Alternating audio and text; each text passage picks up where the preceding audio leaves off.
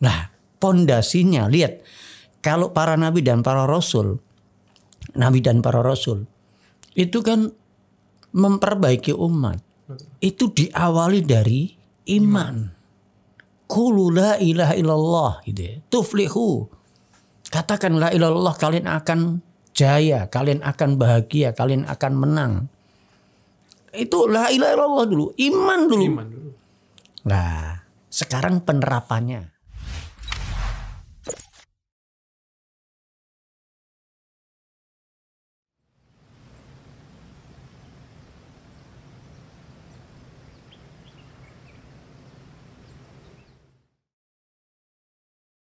Bismillahirrahmanirrahim. Assalamualaikum warahmatullahi wabarakatuh. Waalaikumsalam. Alhamdulillah, assalatu wassalamu ala rasulillah wa ala alihi wa sahbihi wa mawalah. Pemirsa podcast SNTV yang dirahmati Allah subhanahu wa ta'ala dimanapun Anda berada. Alhamdulillah, pada kesempatan kali ini kita kembali lagi pada podcast SNTV, yaitu pada segmen Islamic Parenting. Alhamdulillah, pada kesempatan kali ini nih kita sudah sempat membahas terkait dengan 3 poin-poin penting, 3 poin-poin dasar terkait dengan parenting. Yang pertama adalah iman, lalu dibuahi dengan adab dan akhirnya pada ilmu dan seterusnya. Nah, kita akan membahas tuh terkait pembahasan kita yang sebelumnya agar lebih paham lagi bagi kita yang sedang memulai atau yang telah memulai keluarga. Nah, untuk itu pada segmen kali ini kita mengundang beliau guru kita Al-Ustadz Yusuf Iskandar hafizahullah ta'ala. Assalamualaikum Ustadz. Waalaikumsalam warahmatullahi wabarakatuh. Insyaallah. Apa kabar Ustadz? Alhamdulillah sehat. Alhamdulillah. Nah Ustadz, ini kita lanjut ini Ustadz pembahasan kita, ngobrol-ngobrol santai kita terkait dengan parenting nih Ustadz. Iya. Nah, kemarin kan Antum sudah membahas tuh terkait dengan yang poin-poin dasarnya. Iya. Nah, imankan, pinterkan. Nah, begitu Ustaz. Masya Allah, itu memang paling mantap itu. Nah, terkait itu tuh Ustaz nih, lantas dalam proses parenting itu sendiri Ustaz, itu kan ada tahapan-tahapannya dulu Ustaz. Nah, itu untuk tahapannya sendiri itu apa sih Ustaz yang paling penting dari semuanya? Baik, jadi kembali namanya Islamic Parenting ya. Betul. Kita harus ada rujukan. Rujukannya adalah Rasulullah. Rujukannya adalah Kitabullah. Rujukannya adalah para salaf gitu ya. Para sahabat Nabi SAW. Lah, ada satu riwayat ya yang diriwayatkan oleh Imam Tabrani, Imam Ibnu Majah dan yang lainnya di Sahih Al-Albani. Perkataan Jundub bin Abdullah.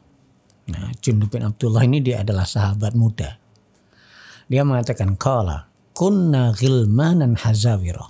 Dulu kami ketika masih anak-anak menjelang balik, kurang lebih umur 10 atau 11 tahun. Ma'a Rasulullah SAW. Bersama Nabi SAW, fata'allamnal imana qablal Qur'an. Kami belajar iman sebelum Al-Quran. Gitu. Iman dulu Ustaz. Iman dulu belum Al-Quran. Nah, summa ta'allamnal Quran. Baru setelah itu belajar Al-Quran. Fasdadna bihi imanan. Sehingga iman kami tambah kuat. Jadi setelah mengetahui ayat-ayat Al-Quran, menghafal Quran, isinya menguatkan iman. Jadi udah ada iman dulu, disemai dulu, baru kemudian ada Al-Quran seperti pupuk. Nah, seperti pupuk. Jadi Al-Quran wahyu itu akhirnya memupuk. Semakin tambah kokoh, tambah kuat. Kemudian beliau mengatakan, wa innakumul yauma, adapun kalian hari ini, ta'allamunal Qur'an qoblal iman. Hari ini kalian belajar Al-Quran dulu sebelum iman. Malah terbalik ya Ustaz. Terbalik. Ya? Itu di zaman tabi'in beliau bicara. Ya. Zaman tabi'in. Bagaimana dengan sekarang ini juga seperti itu.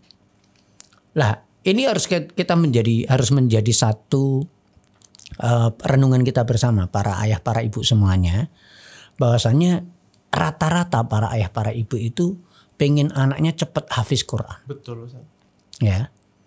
Pengen cepat hafiz Quran, pengen obsesinya itu cepat jadi ahli Quran. Dia lupa ada sesuatu yang lebih penting, yaitu iman. Iman itu sesuatu yang nggak bisa ditolerir. Dia adalah dasar, ya, dasar asal dari semua amal. Kalau iman itu seperti akar dalam sebuah pohon. Jadi kalau kita sibuk mengokohkan akarnya, nanti akan tumbuh dengan sendirinya batang yang kokoh, ranting yang banyak, daun yang rimbun, dan kemudian bunga, dan akhirnya berbuah lebat. Nah ini ya sebenarnya. Tapi kalau kita sibuk, orientasinya ada pada buah, ada pada batang, ada pada rantingnya, ada pada daunnya. Kita lupa pada akarnya. Malah nggak dapat apa-apa. Akhirnya akarnya rapuh. Ya mungkin ada yang dia hafiz Quran tapi durhaka sama orang tua. Ada nggak? Ada. Baru-baru ini saya dapatkan seorang yang hafidhoh tapi durhaka sama ayah sama ibunya. Minggat dari rumah. Lah ini kan satu fenomena. Bahwasanya karena hafal Qur'annya tidak didasarkan pada iman. Orientasi awalnya adalah hanya bagaimana anak hafal Quran. Cepat hafal Quran. Gak mau mengokohkan akar pondasinya dulu. Nah pondasinya lihat. Kalau para nabi dan para rasul. Itu kan memperbaiki umat. Itu diawali dari iman. Qulu la ilaha illallah. Tuflihu. Katakan la ilaha illallah, kalian akan jaya, kalian akan bahagia, kalian akan menang. Itu la ilaha illallah dulu, iman dulu. Nah, sekarang penerapannya. Nah, itu. Penerapannya itu bagaimana Ustaz? Nah, ini yang biasanya bagaimana penerapannya? Ini bukan berarti nanti kalau iman dulu kemudian Al-Qur'annya nggak sama sekali. Tidak, sambil berjalan bisa dua-duanya. Tapi prioritas yang pertama dan utama yang selalu diperhatikan adalah iman. Adapun Al-Qur'annya, tahfiznya itu semampunya anak. Tapi iman ini harus selalu dipupuk, disemai. Contoh gini. Anak-anak yang sebelum 7 tahun ke bawah itu adalah anak yang masih polos. Ya. Fitrahnya masih lurus. Kan anak fitrahnya tauhid, iman pada Allah Ta'ala. Tinggal ini kalau fitrah itu seperti install. Kalau kita beli HP, ada aplikasi yang bawaan. Oh, aplikasi bawaan itu. Ya kan? Ya. Itu manusia juga sudah ada fitrahnya, aplikasi bawaannya sudah ada fitrah tauhid. Nah, ketika aplikasi ini nggak pernah diklik, nggak pernah dipakai, adanya seperti nggak ada. Betul. Ketika iman itu nggak pernah dibicarakan, nggak pernah disentuh, ya seperti dia nggak ada iman. Makanya waktu ketika dia usia 7 tahun, itu kesempatan mengenalkan Allah kepada anak. Itu menyemai iman kepada Allah itu dimulai dari mengenalkan dulu. Kan ada istilah nggak sayang kalau nggak kenal. Ya.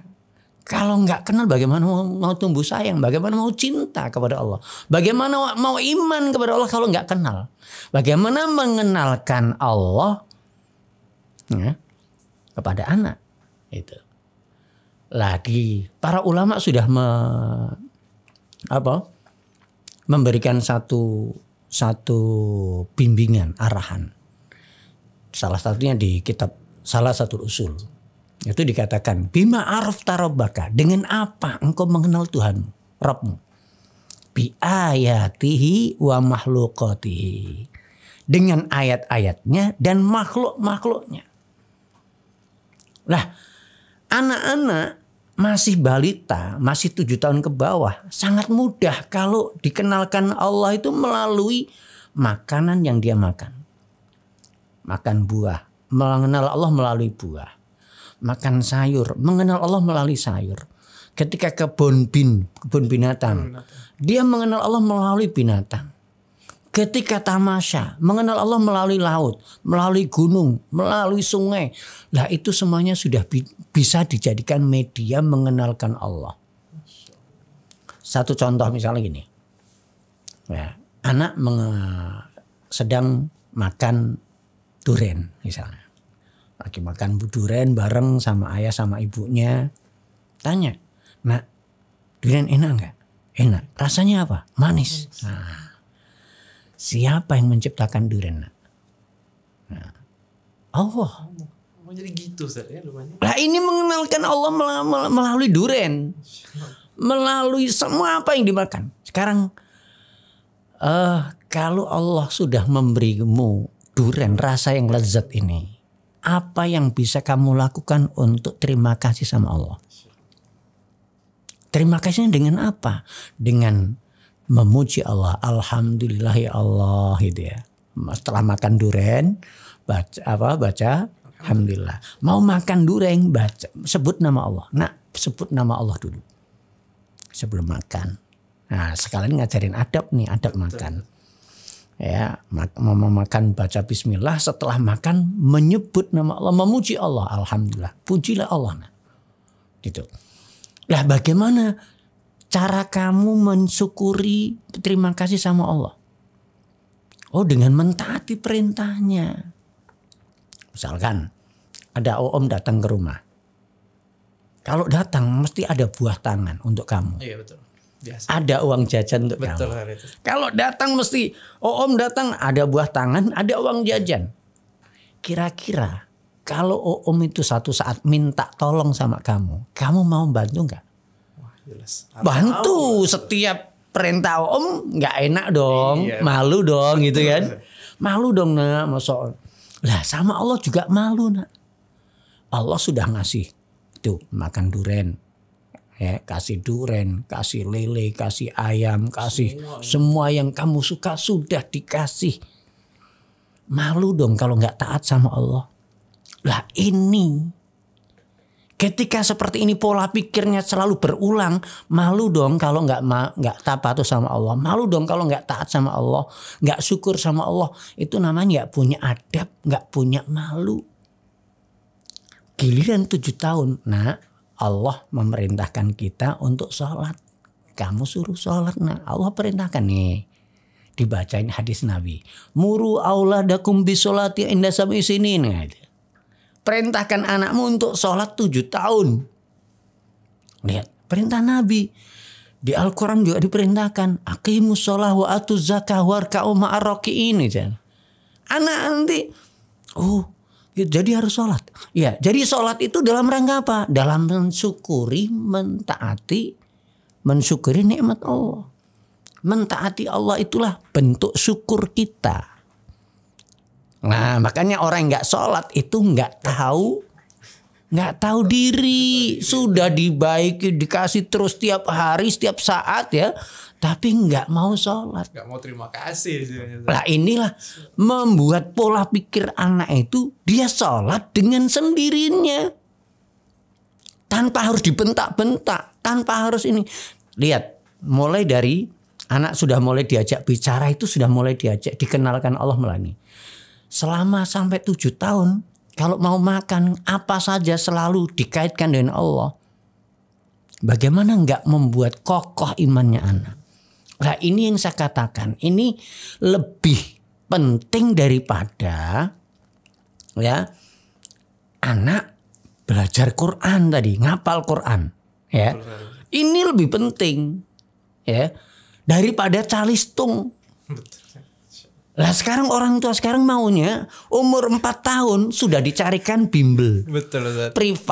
Privat apa? Calistung.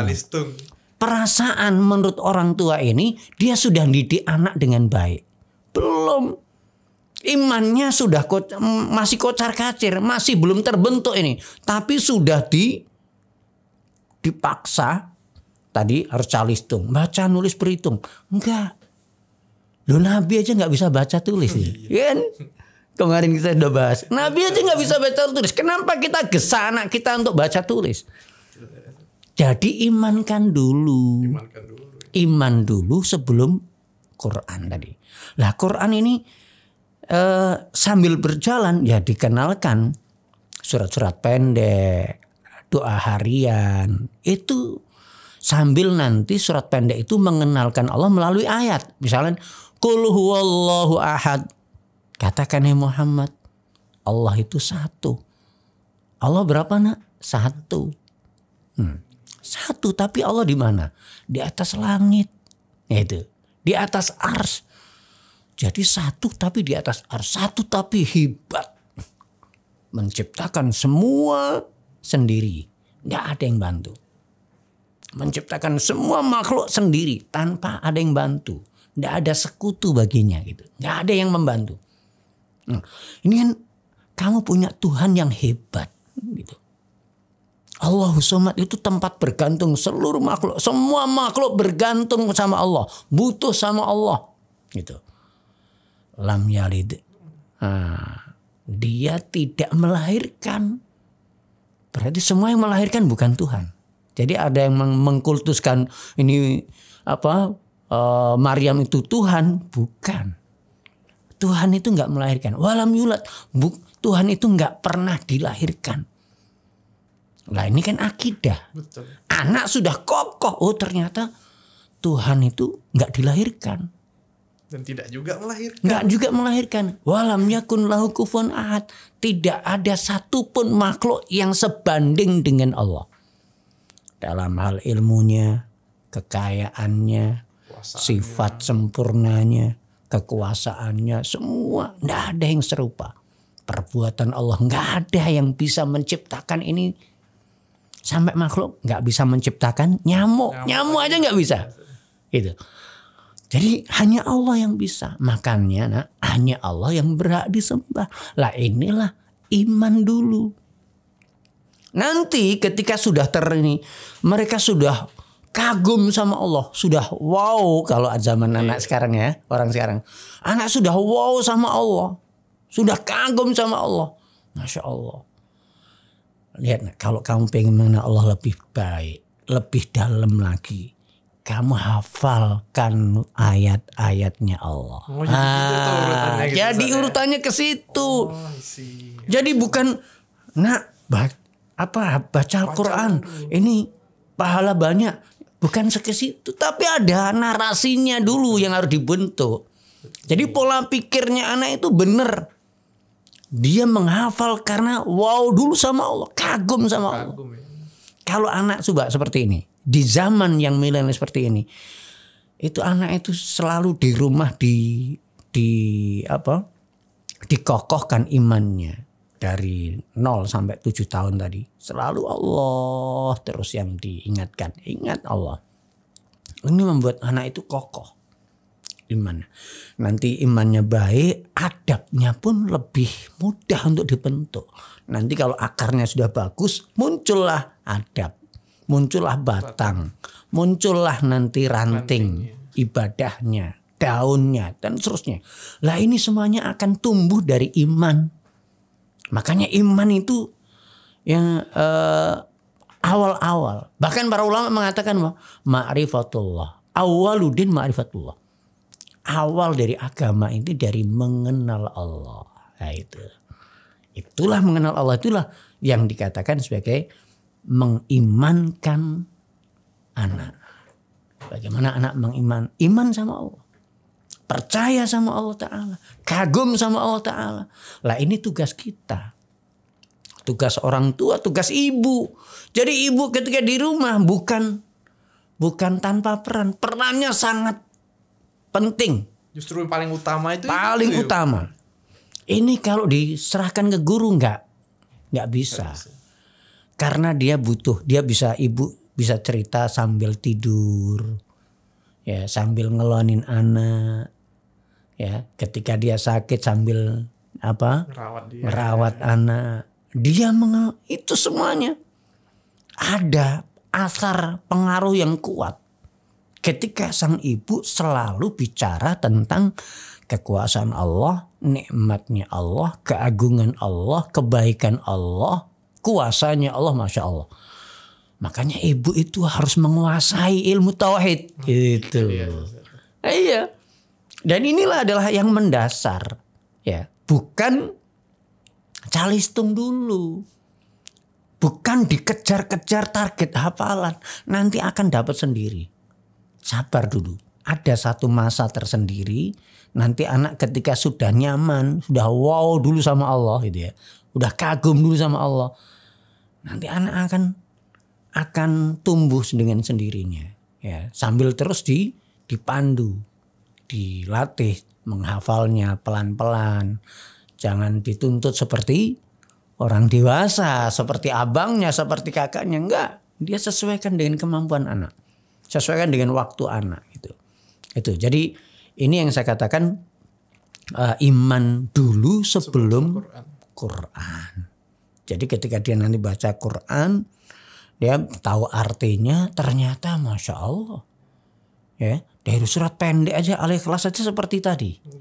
Lah orang tua itu mengajarkan kandungan ayat-ayat pendek yang telah dihafal, Al-Fatihah, Al-Ikhlas, Al-Falaq, An-Nas, Al-Kafirun, dan surat-surat pendek tadi.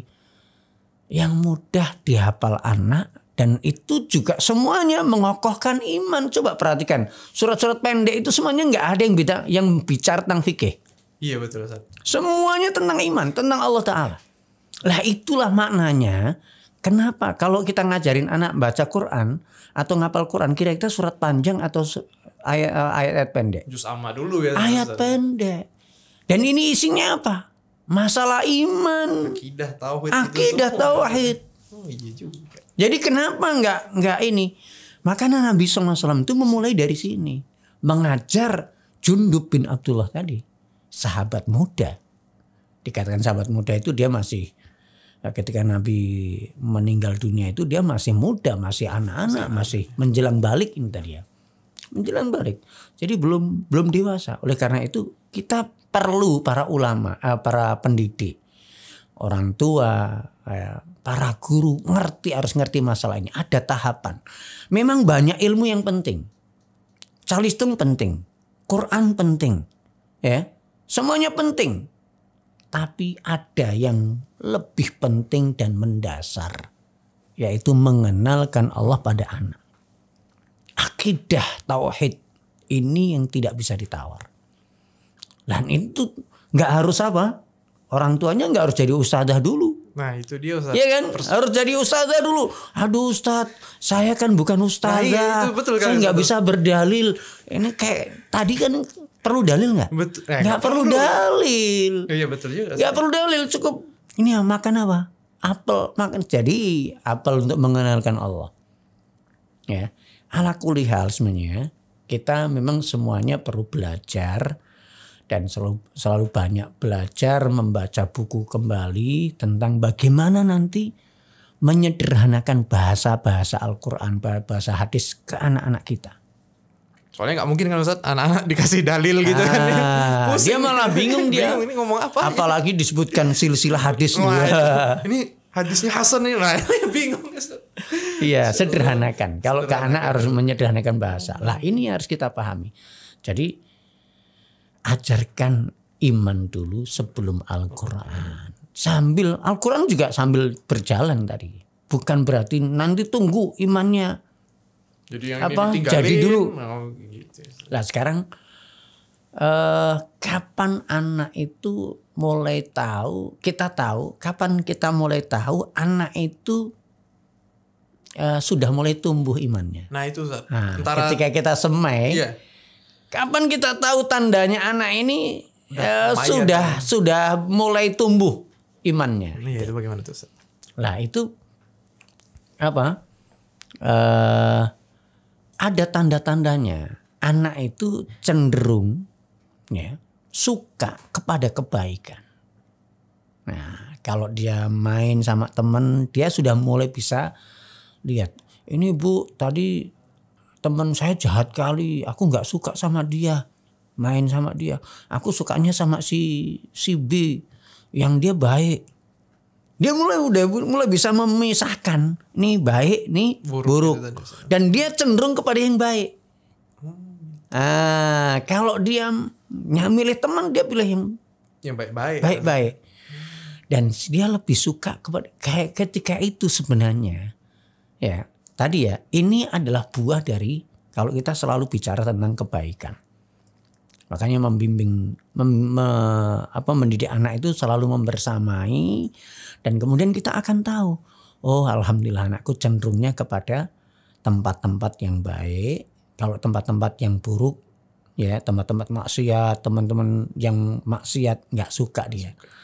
Nggak suka, dia sukanya nggak suka kalau anak-anak remaja nggak suka yang keluyur-keluyuran di remang-remang, nggak suka dia. Sukanya di tempat yang jelas, misalnya kajian, tempat masjid, orang soleh. Jadi karakter nyatu dengan karakter Ustaz. Akhirnya nanti begitu. Itulah tanda-tanda itu anak sudah tumbuh imannya. Nah, makanya orang tua bingung, anakku itu kok susah kali diajak sholat ya. Nah iya tuh Ustaz. Itu karena memang nggak pernah dibicarakan iman. Dia belum pernah menyemai iman, bagaimana akan senang atau mudah diajak sholat. Itu enggak. Anakku kok masih suka nirukan yang buruk-buruk ya. Yang buruk dia malah suka meniru. Ya, yang baik malah nggak mau niru. Lah ini kan nggak ada, belum ada tanda iman. Makanya fokusnya orang tua mestinya. Ketika seperti itu, anakku kok cenderungnya kepada yang jelek-jelek, temannya jelek, tempat-tempat yang jelek. Ini berarti ada hal yang salah. Ini berarti belum tumbuh imannya. Saya harus semai dulu iman. Selalu mengenalkan Allah. Mulai dari dasar lagi. Mengenalkan Allah melalui buah-buahan, melalui sayuran, melalui udara, melalui gunung, sungai, semuanya. Ciptaan Allah itu jadi wasilah untuk mengenalkan kebesaran Allah. Lah itu yang harus dilakukan orang tua. Jadi bukan selalu fokus pada nilai. Nilaimu berapa? Juara berapa? Berapa hafalannya? Itu nanti deh. Nah, orang tua yang ngerti pendidikan, dia selalu yang dia perhatikan selalu dia bicaranya bagaimana, temennya siapa, cenderungnya kemana dia, baik atau buruk. Nah, cenderungnya pada tempat-tempat yang baik atau buruk. Lah ini yang diperhatikan orang tua. Inilah orang tua yang selalu fokus mengimankan, mengadabkan anak. Dan dia ngerti pendidikan itu seperti ini. Tapi yang nggak ngerti, yang dia obsesinya, nilaimu berapa? Ya nilainya jelek, dimarahin. Hafalannya kurang, dimarahin. Enggak. Justru biarkan kalau nilai akademiknya itu biarkan sesuai berjalan dengan kemampuannya. Kita bisa motivasi dan seterusnya. Tapi yang fokus kita adalah perilaku, sikapnya, bahasanya, ya, ibadahnya. Lah itu yang harus kita perhatikan. Inilah fokus mengimankan.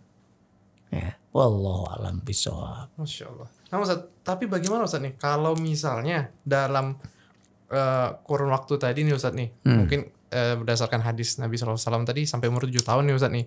Nah bagaimana kalau misalnya konteksnya qadarullah orang tuanya baru sadar ketika anak itu mungkin sudah memasuki umur-umur yang di atas 7 tahun tadi Ustaz. Nah apakah treatmentnya masih sama Ustaz? Ya sama. Sama Ustaz ya. Hadis ini sebenarnya ada kelanjutannya. Muru auladakum bisolati inda sab'in sinin. Ya, perintahkan anakmu untuk sholat ketika umur 7 tahun. 7 tahun. Jadi sebelum 7 tahun itu nggak wajib. Jadi dia mau sholat juga ya? Orang tua nggak wajib nyuruh anak sholat. Ya, karena masih belum 7 tahun. Maknanya 7 tahun ini mudah diajari untuk sholat. Bacaan-bacaan sholat, gerakan sholat sudah bisa.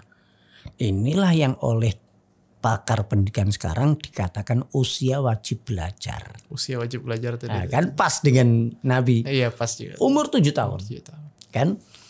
Lah, kemudian wadribuhu 'alaiha inda asyri sinin. Pukullah dia ketika umur 10 tahun. Jadi lebih tegas lagi Ustaz. Antara 7 tahun ke 10 tahun itu berapa rentang waktunya? Sekitar 3 tahun. 3 tahun. Itu kalau kita selalu fokus perhatian memupuk iman dan membiasakan anak untuk sholat. Narasinya tadi ya, sholat itu untuk mensyukuri nikmat Allah.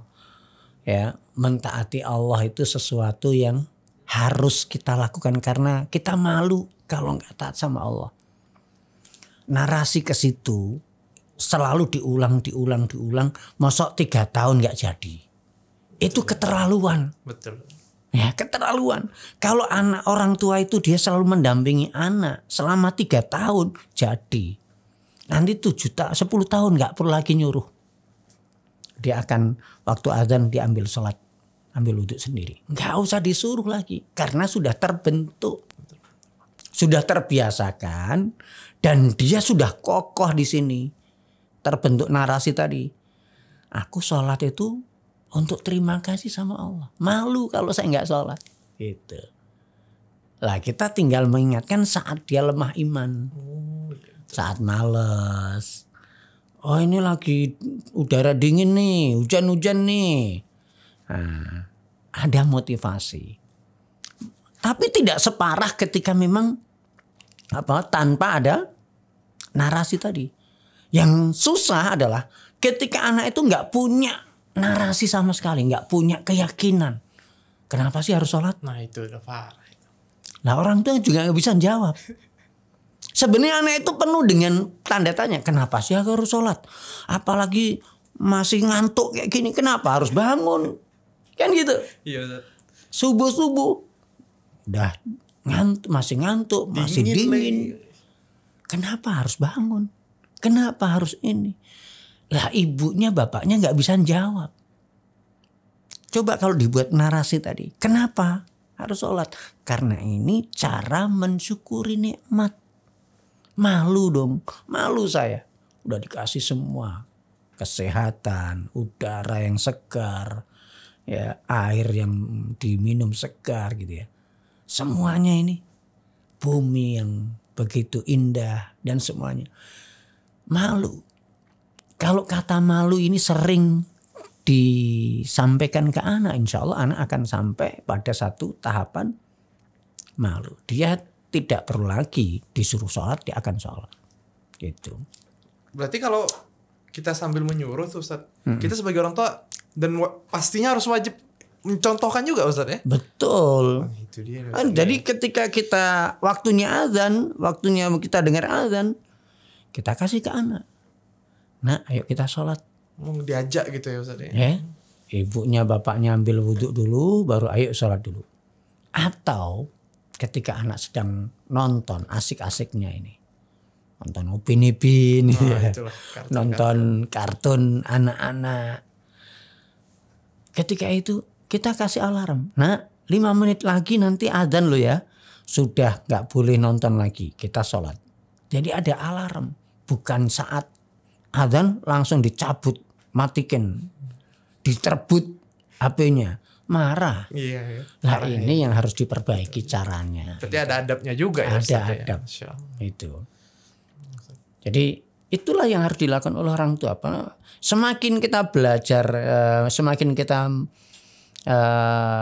mendalami tentang masalah parenting ini, kita nampak makin bodoh kita. Betul. Makin nggak ngerti. Banyak nggak tahu gitu. Iya. Itulah cara bagaimana kita mungkin para pendengar pemirsa syukur banget kalau dapat channel ini, insya Allah. Tetap setia di channel kita ini. Masya Allah, nah nih. Jazakallah khairan Ustaz. Mungkin kita cukupkan dulu nih perbincangan kita nih Ustaz pada malam kali ini. Namun kepada para pemirsa sekalian mungkin sudah mendengar nih apa yang beliau sampaikan. Mungkin ini suatu bentuk nikmat dari Allah Subhanahu Wa Taala. Antum semua dijumpakan dengan channel kami ini. Nah, semoga insya Allah kita kupas tuntas. Nah, jadi stay tune terus pada channel ini. Kita akan membahas nih terkait parenting secara tuntas, bagaimana membimbing teman-teman sekalian untuk memulai keluarga yang sakinah, mawaddah, warahmah, dan akan memiliki keturunan yang soleh dan solehah, dan tentunya juga bermanfaat kepada manusia sekalian gitu ya Ustaz ya. Iya betul. Jazakallah khairan Ustaz atas ilmu yang antum sampaikan.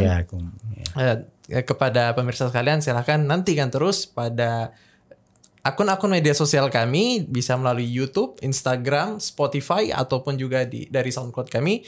Sekian dari apa yang kami sampaikan, lebih kurangnya mohon maaf. Jazakallah khairan wa barakallahu fikum. Ustaz diminum dulu Ustaz.